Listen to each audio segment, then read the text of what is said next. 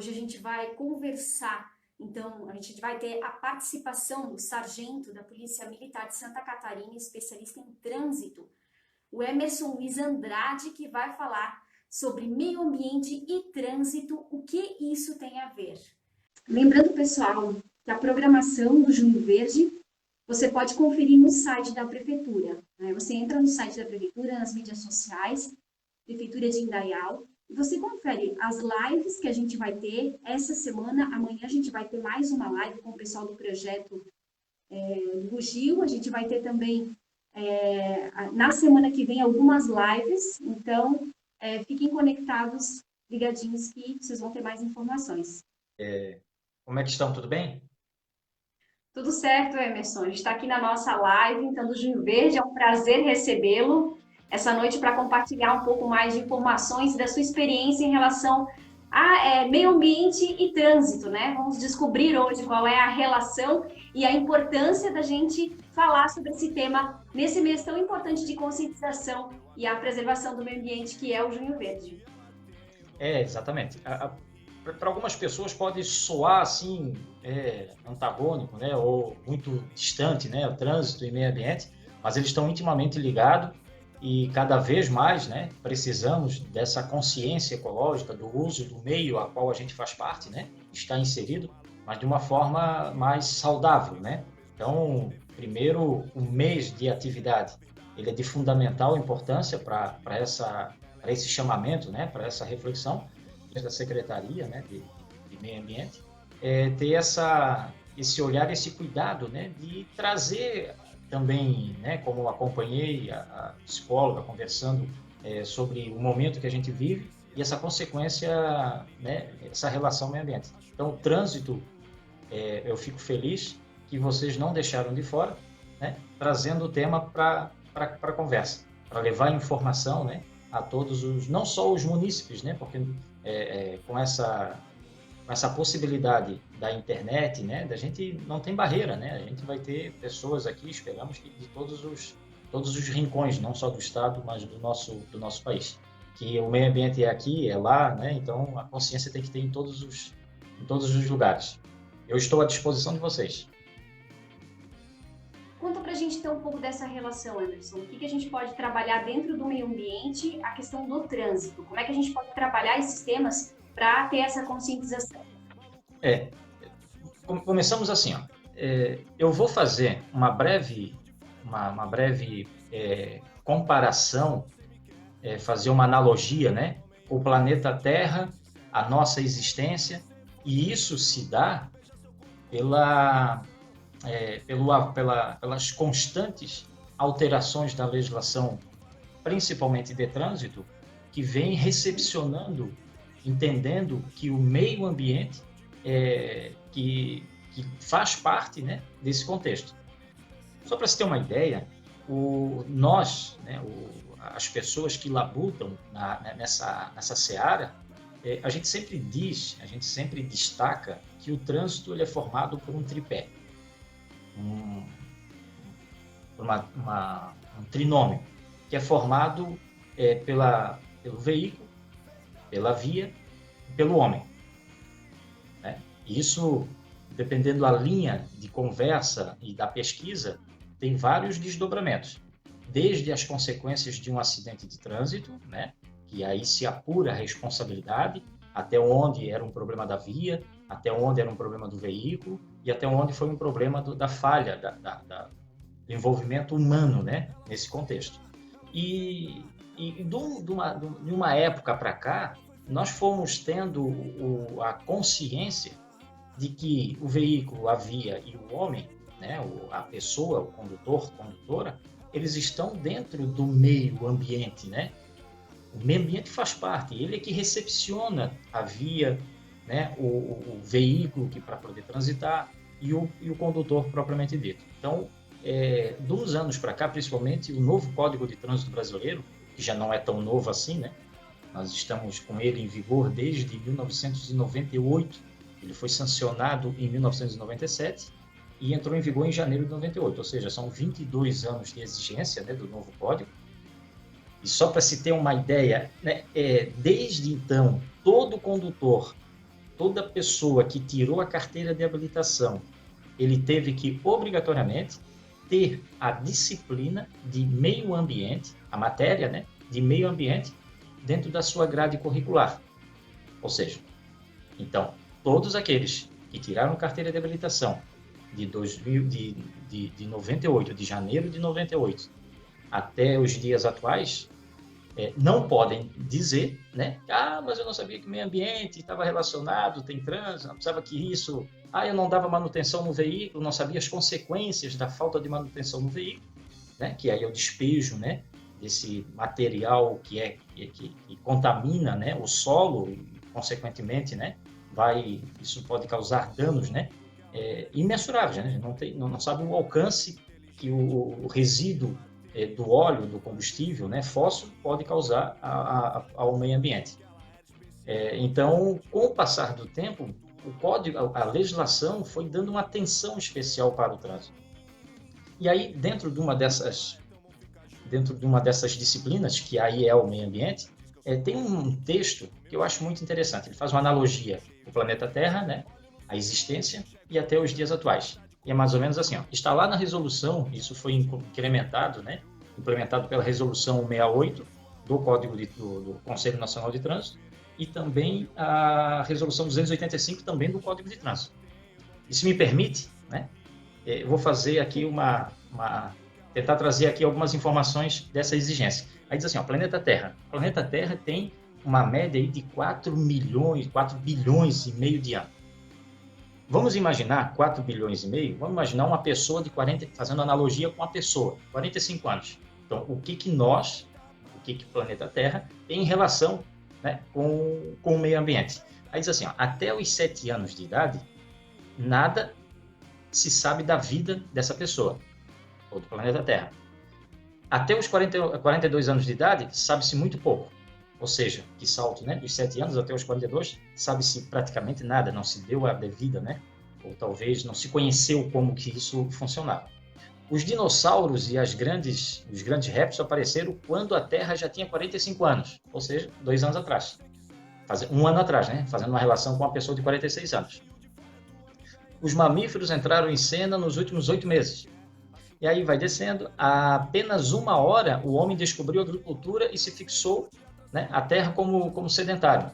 Nos últimos 60 segundos, o homem conseguiu transformar todo esse paraíso, nos últimos 60 segundos, né, fazendo uma relação de 46 anos, conseguiu transformar o planeta numa verdadeira bagunça, né, num problemaço que nós temos que resolver daqui para frente. Então, que bom que também o Código de Trânsito trouxe essa preocupação para os veículos, afinal de contas nós somos muito poluentes, nós usamos e isso, como é interessante essa visão ecológica, quantos veículos estão sendo produzidos, né? Quantos engenheiros tentando descobrir meios de locomoção, e hoje praticamente dependemos, né, pela situação, pela cidade como ela é instalada, né? Grande desafio dos prefeitos das nossas cidades, né, tentar criar resolver problemas de mobilidade urbana, e nele está inserido transporte coletivo, transporte individual, aí vem a bicicleta, vem o automóvel, motocicleta, enfim. É responsabilidade do gestor municipal proporcionar uma mobilidade segura, e com isto a legislação vem acompanhando, pelo menos tentando exigir um trânsito mais puro, mais limpo. Mais saudável. É isso que a gente espera, que seja mais saudável. Mas as pessoas vão ter que contribuir. Aí tem a contrapartida. Recentemente, e aí conversando com a Karine durante o dia, a gente fazendo, né, Karina e Karine, né? Isso. E aí nós conversando a respeito, fazendo aqui a prévia, né, antes de nós entrarmos, ela até compartilhou comigo um estudo recente que fala sobre o impacto dessa pandemia, e aí é o professor, eu até tomei nota aqui, professor Fabrício Alvim, da Universidade Federal de Juiz de Fora. No mês de abril, ele fez essa relação, né, das consequências desse efeito de isolamento social, desse distanciamento da pandemia, do Covid-19, reflexo disso para com a saúde humana, né? A saúde do ambiente e a saúde humana. São apontamentos, assim, são consequências inimagináveis que, num curto espaço de tempo, o planeta pudesse respirar um ar mais limpo, né? Então, teve consequências tanto num hemisfério, de uma ponta a outra do planeta. Isso pelo simples recolhimento dos veículos. Então, como o trânsito, né, interfere, ele facilita nos nossos dias a dia, no nosso dia a dia, nos nossos deslocamentos, mas como ele interfere, né, no todo. Então, é claro que nem todo mundo pensa, né? Nem todo mundo pensou como ele, né? Não tem o mesmo ponto de vista, porém, né, é um apontamento, né? Foi um trabalho, né, que ele desenvolveu e chegou a essa constatação. E aí eu trago para o nosso micro-universo, né? E aí ele fez uma pesquisa, o professor Fabrício Alvim, ele fez uma pesquisa macro, né, de todo o globo, e aí a gente pode trazer para a nossa realidade, né? Quais são os efeitos da pandemia para o trânsito em relação ao meio ambiente? Foi menos carro transitando nas nossas vias, principalmente quando, então, as regras eram mais rígidas. Quem ganhou com isso? Todo mundo, né? Todo mundo. Tem efeitos imediatos, não? Tem efeitos midiáticos, né? E tem os efeitos que é a longo tempo. Os efeitos midiáticos, o que são? Menos veículos, menos queima de monóxido de carbono, menos detritos sendo jogados nas nossas rodovias. Para quem anda muito em rodovia, isso é um problema, né? E aí a minha carreira foi praticamente toda fazendo a fiscalização de trânsito, fiscalizando os veículos no que diz respeito ao estado de conservação dele, né? Se oferecia condições para ter uma boa circulação ou não, né? E aí tem regras de trânsito para a gente poder recolher esse veículo e fazer com que ele atenda às exigências como os demais. Mas um dos grandes problemas são a falta de manutenção desses veículos. Eles acabam deixando resíduo ao passarem pelas nossas estradas. Resíduo de combustível, de óleo diesel. Isso, como eu falei no início, com uma chuvinha leve, né, esse resíduo vai ser levado para onde? Né? Vai infiltrar no lençol freático, vai ser levado para os mananciais, vai contaminar o solo e, com isso, consequências ambientais. Mas, mais do que isso, naquele momento que ele acaba caindo ali, pela falta de manutenção, quando dá a primeira chuvinha, é onde acontece o maior número de acidentes, porque aí o piso fica escorregadio, né? E acaba as pessoas, aí vem extremamente voltado às regras de trânsito, muitos condutores, né? Por falta de chuva, às vezes muito tempo sem chover, ele se acostuma a andar como se fosse só tempo seco, né? Então ele não tem a direção defensiva, e aí ele anda no dia de chuva como se fosse no dia de sol. Aí pega um asfalto escorregadio, pega uma pista escorregadia, né? E aí quando precisa colocar no freio, o tempo de frenagem, né? Aquele tempo de arrastamento, a percepção continua a mesma, mas o tempo de reação continua o mesmo, mas a frenagem do veículo ela é prolongada em função do asfalto estar escorregadio, ou a pista, né? Dependendo do tipo, né? Se é asfalto, se é estrada de chão, se é o paralelepípedo, aí dependendo do tipo de asfalto, aí tem consequências desastrosas. Mas para isso, né, nós temos então regras para poder fiscalizar. E aqui eu até chamo a atenção, nós temos lá no Código de Trânsito nós temos o artigo 124, desde o artigo 104, que trata especificamente sobre essas inspeções, né, que é fundamental, para que todo veículo passe por inspeção veicular. Todo veículo tem que passar por inspeção veicular. Só que é uma pena, Karen, é que até hoje a gente não conseguiu efetivamente tirar isso do papel. E aí, aí vocês podem me perguntar, né? Tá, mas às vezes a gente, né, o internauta, né, ele pode perguntar, mas eu já vi cada carro aí, cada veículo transitando aí, e, né, que não tinha mais. É, então, como é que esse veículo consegue licenciar? Como é que esse veículo está conseguindo, né, ser licenciado? E aí é o problema de tirar do papel, né? Existe Uhum. a exigência, inclusive a exigência para o próprio licenciamento, né? Recentemente nós tivemos a, a alteração da Lei 13.281, que interferiu, né? Que alterou o Código de Trânsito de maneira bem, bem, bem forte, né? Foram mais de 30 artigos sendo alterados, e dentre eles a inspeção veicular, criando regras, né? Ah, seria todo o veículo? Ah, eu comprei um veículo novo, então ano que vem eu já tenho que fazer inspeção? Não, ele fez uma escala, entendendo que até 3 anos de uso o veículo não precisaria passar por uma inspeção, né? O veículo particular e de passageiro, devido ao tempo dele, desde que não se envolvesse em acidente de trânsito ou que alterasse as características originais. Os demais teriam que obrigatoriamente passar por uma inspeção. Então, nesse primeiro momento, né, a gente já pode dizer que trânsito está inteiramente ligado com o meio ambiente. O mau uso do, né, o mau uso do trânsito, né, o mau uso do meio, né, ele vai trazer consequências, principalmente em questões de consciência, né? Principalmente em questões de consciência. E o que a gente poderia fazer, Emerson, efetivamente? O que as pessoas podem fazer para evitar que essas situações, ou para amenizar, digamos, a situação em relação ao meio ambiente? Porque a gente É, precisa usar o carro, a gente sabe que muita gente vai continuar comprando e transitando, né? Enfim, mas o que a gente pode fazer de efetivo para fazer a nossa parte em relação ao meio ambiente? eu começaria a dizer que tem que ser mais ético consigo mesmo, né? A pessoa tem que ser mais cautelosa consigo mesmo. O que eu quero para mim? Às vezes as pessoas, eu ouço muito, né, as pessoas dizem assim, que mundo eu vou deixar para os meus filhos, né?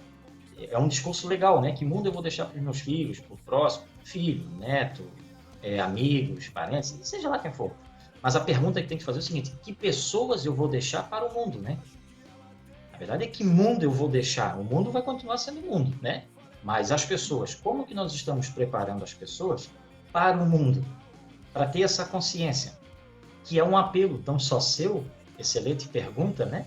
E se tivesse uma fórmula mágica, agora nós teríamos achado, né? Como foi a descoberta da pólvora, nós teríamos descoberto agora o nosso problema futuro, né? Daqui para frente. Como usar de forma consciente, né?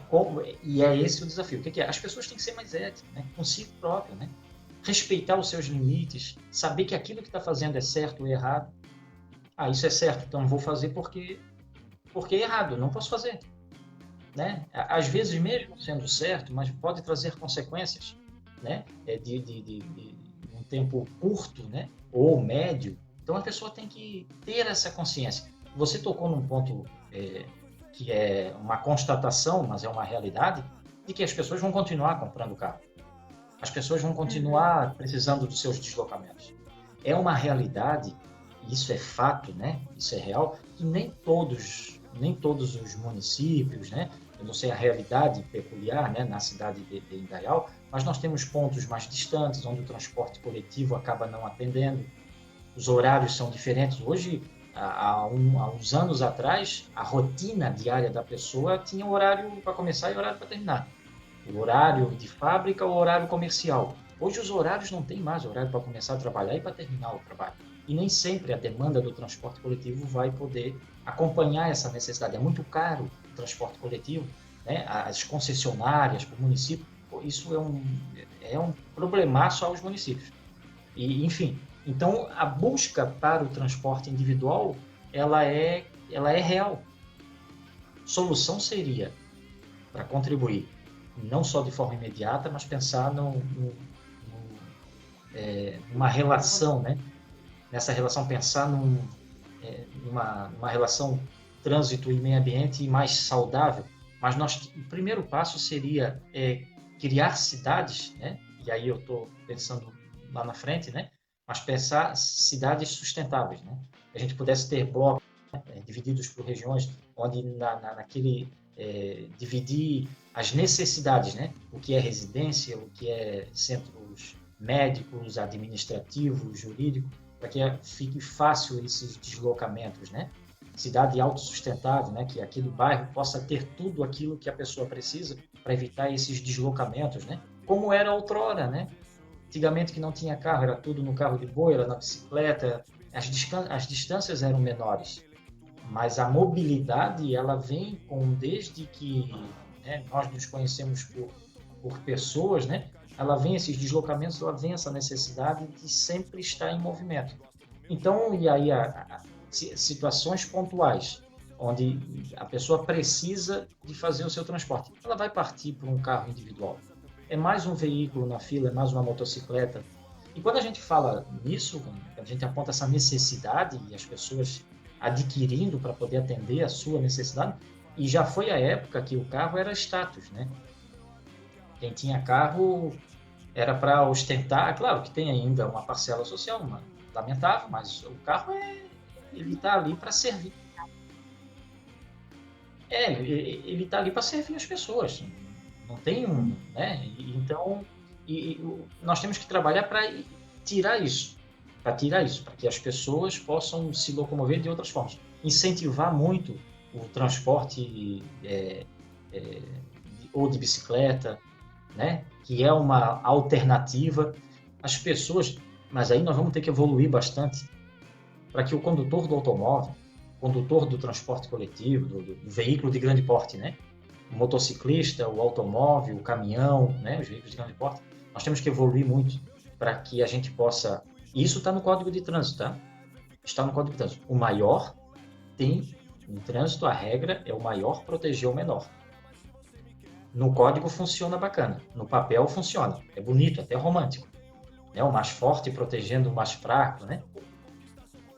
Agora, na prática, o que a gente vê, na verdade, não é bem isso. Lamentavelmente, na cidade de Blumenau, esta semana, nós tivemos um acidente de um veículo de grande porte e um ciclista, né? E não sei os detalhes, mas infelizmente a parte mais fraca quem é? É o pedestre e o ciclista. Então seria uma excelente alternativa o incentivo, né? A municipalidade proporcionar esse trajeto, né? Criando vias alternativas, né? Ciclofaixa, ciclovia, né? E para poder proporcionar um local, né, que seja seguro para esse transporte. Certamente muitas pessoas utilizariam a bicicleta mais do que hoje, né? Utilizando, e aí sim estariam fazendo a sua parte para um trânsito mais saudável. Saudável ao meio ambiente e saudável à própria pessoa, né? E a partir do momento que ela começa a fazer também uma prática, ela serve inclusive de exercício aeróbico, né? Serviço físico, né? E exercício físico para a sua atividade, a sua vida certamente será melhor. E tem uma questão muito grande de educação, né? A própria educação no trânsito, a educação ambiental, que vem com as crianças para ter uma conscientização maior, para depois passar para os adultos. Porque às vezes, quando o teu filho te chama a atenção, opa, aí já é muito, né? Já pega mais do que quando você ouve ou você vê uma campanha. Então, eu vejo a importância desse trabalho iniciar já com os pequenininhos para ter essa consciência, para depois se tornarem adultos mais conscientes, né? Efetivando aquilo que a gente vem falando até agora. Exato. Alguns passos já foram tomados nessa direção, né? A gente pode acompanhar hoje alguns programas que estão dando certo, né? Que é o programa, nós temos o PROERD da Polícia Militar, programa excelente, excepcional, espetacular. Nós temos o programa, nós tínhamos na Polícia Rodoviária Estadual o programa chamado Cidadão do Trânsito, excelente, né? Pegava todas as crianças de todas as fases escolares, desde o ensino fundamental ao ensino médio, até o ensino superior, né? Porque era um programa que atendia os estabelecimentos de ensino que margeavam, né? As rodovias, que margeiam as rodovias do estado de Santa Catarina. Então, são 2 programas de educação preventiva. Aí nós temos o Bombeiro de Santa Catarina, até com um projeto piloto que foi na cidade de Gaspar, que é o Bombeiro Mirim, mais um programa de educação. Defesa Civil Mirim, que aí já está relacionado ao meio ambiente, né, ao uso consciente do solo. E aí são programas de educação que vêm a contribuir com a nossa expectativa e a nossa demanda. né? Mas a educação para o trânsito ainda... O município... Sabe que o município de Indaial, vocês são privilegiados. Vocês são privilegiados. Vocês têm um educador de trânsito. O Departamento de Trânsito e a Secretaria de Educação, eles se comunicam, né? Vocês, Indaial, município de Brusque, que tem um programa específico, até conversei com eles na semana passada para entender o que era o programa de educação. Então, assim, ó, vocês já despontam na frente, somos mais de 5.600 municípios no nosso país. Vocês, nós, catarinenses, e aí eu estou sendo bairrista, né? Mas principalmente o município de Indaial, já sai na frente. Vocês já têm essa consciência, já estão tentando colocar na verdade, vocês estão dando a oportunidade, e aí vai os parabéns ao chefe do executivo e a toda a equipe de governo, né? Conseguem dar a oportunidade da informação, né? Da conscientização desde as séries iniciais. Então, a chance de nós termos uma sociedade, uma comunidade, né? Um munícipe muito mais informado dentro da cidade de vocês, isso é grande, isso é real, na verdade. Isso já está ali, e mais importante do que isso, já virou um programa. Já é um programa de governo, já é uma política pública, independente da vontade de quem entrar, né, de quem é o gestor, deu certo. E é um caminho, eu digo que para o trânsito, para a mudança das nossas tragédias, e aí nós temos aqui uma média de ano, né, a faixa de 40 mil pessoas que perdem suas vidas, 40 mil pessoas por ano, vítima de acidente de trânsito. 90% da culpa desse acidente poderia ser evitada, é comportamento. Então, imagina só o salto que pode dar a cidade que sai na frente, podendo proporcionar, e aí vai encontrar, sabe o que ele encontra? Isso que você falou. O filho chega para o pai e diz assim, pai, não pode parar na faixa de pedestre, pai. A minha educação do meu pai, dos meus avós, era mais ou menos assim, faz o que eu mando e não faz o que eu faço. Porque as regras não eram tão intensas, né? Exato. Não, e eles eram, né, faz o que eu mando e não faz o que eu faço. E não obedecia para ver só, né? E obedecia. Hoje, nós temos a oportunidade, e aí são uma série de situações, né, que culminou do quê? Do que hoje a gente dá essa liberdade aos nossos filhos de fazer esses questionamentos. Então, eles tendo a educação, eles estão trazendo isso para dentro de casa e estão perguntando para o pai, para a mãe, estão questionando o sinal vermelho, né? Parar numa faixa. E aí o que nos deixa muitas vezes triste é que, às vezes, não é difícil, às vezes a gente flagra, né? Isso não só o agente de trânsito, nós, no nosso dia a dia, às vezes a gente flagra o pai que para na frente da escola, mas para em cima da faixa para saltar para o filho descer do carro. Né? Ou seja, no ambiente escolar, está com o filho dentro do carro e para em cima da faixa. Então, o pai que é o ídolo, que o filho tem o pai como herói, como ídolo. Ele não cumpre com as regras, aí o filho vai desacredita, né, o professor, o instrutor que está lá, e aí é um choque. Mas o caminho, e aí para que a gente possa contribuir para um trânsito mais saudável, começa pela mudança de atitude de cada um. É colocar a mão na consciência e dizer assim, eu não posso só cobrar, né? Eu não posso só sentar na minha poltrona e cobrar dos órgãos públicos as mudanças. Eu não posso sair aí levantar uma bandeira, eu não posso sair com uma bandeira branca, fazer caminhada, passeata, pedindo mais consciência ecológica, se a hora que eu for escovar meus dentes, né, no banheiro, eu deixo a torneira aberta, lá escoando água e, né, eu não tenho essa consciência dentro de casa, então a consciência começa dentro de casa. Cada um fazendo a sua parte. Aí sim, aí vai me chancelar até para me fazer em busca das cobranças, das mudanças. Claro que é um conjunto de situações. Cada qual tem um papel, né, dentro do cenário político, social, né, econômico. Todas as alterações, todas as propostas de alterações demandam o quê? De pesquisa. A gente pensa que toda vez que chega uma regra é para poder disciplinar e criar um convívio melhor, né, entre as pessoas e o meio que a gente participa. Conversando agora, então, com o Emerson, militar de Santa Catarina, e ele é especialista em trânsito.